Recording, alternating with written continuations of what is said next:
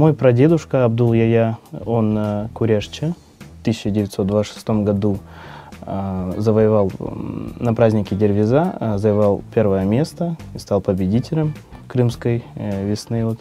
А потом мой дедушка Ягеев Нури, он был тяжелоатлетом. Вот, и там достигал высот в Узбекистане, вот, здесь, в Крыму. И мой отец Ягеев Джафер Нуриевич, он занимался карате еще в Узбекистане.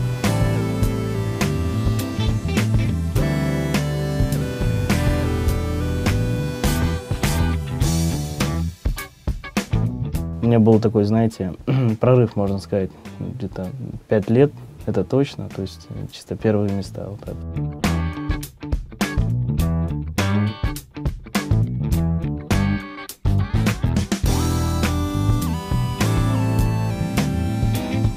Развивать и приносить детям вот эту вот любовь, прививать эту любовь к спорту. Мне тоже очень хочется, как привил меня отец его.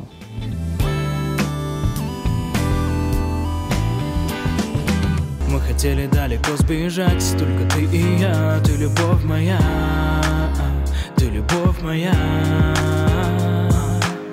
Все пути к одной дороге привели, за руку возьми, ко мне прижмись, и ко мне прижмись. Настал тот час,